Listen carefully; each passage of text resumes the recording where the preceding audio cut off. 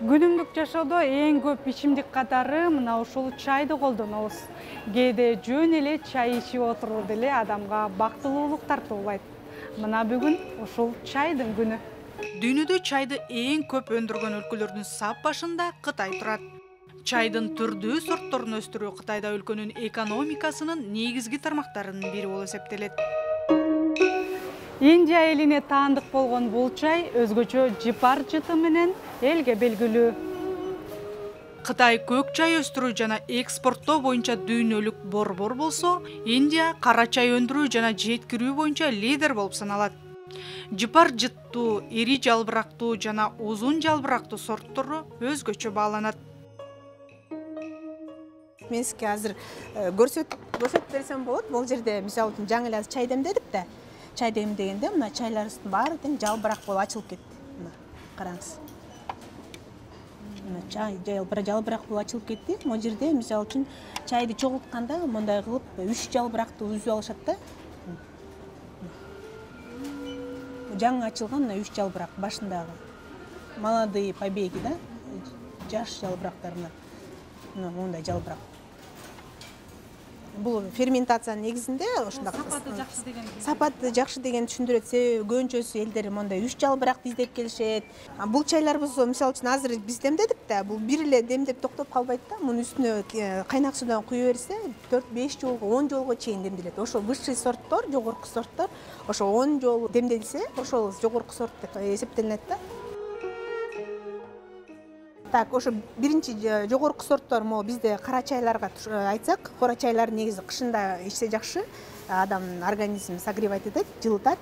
Кара чайлар мондай сары аралашкандар, ошолар высший сорттор болуп эсептелинет да. Сары мондай сары аралашкандар. Булар черный кара чайдын высший сорттору. Булар болсо кошулма чайлар.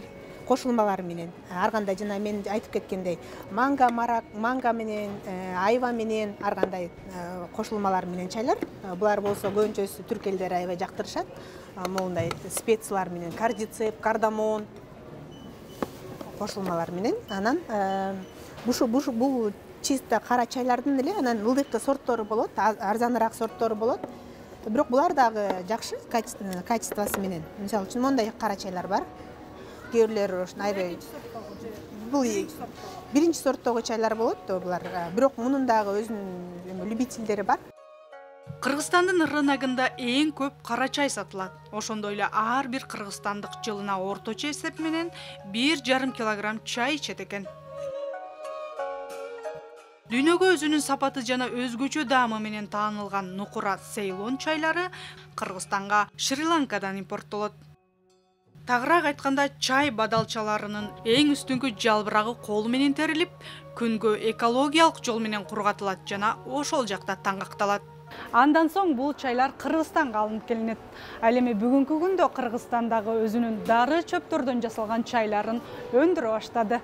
Ооба, биздин Кыргызстандан чыккан биздин чөп чайларыбыз чет өлкөгө экспорттолуп жатат. Азыркы учурда Россиянын 2 шаарында бар, Москвада жана Ханты-Мансийскте магазиндерде сатыла баштады. Азыр Өзбекстанга, Казакстанга жана Дубайга дагы бизде предложениялар болуп атат, сунуштар экспорттогонго.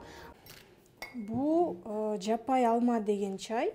Биз жарым литрге 2 чайына кашык салып эле 10-15 мүнөт демдейбиз. Мына көрсөңүз болот. Өзү негизи сахарный диабет 1-2 тип ооруларга жакшы, абдан сахарды түшүрөт нормага. Ооба, чай бир гана суусундук болбостон, кээ бир ооруларды айыктырууда пайдасын тийгизет. Бирок аны туура эмес колдонуу зыянга учуратат. Маселен, тамактын артынан дароо чай ичүү организмге керек болгон кальцийди жана А, В витаминдерин кошо алып кетет. Ал эми бул баштыктагы чайлар чай таштандылары. Андыктан бул чайды колдонбой эле койгонуңуз дурус болот.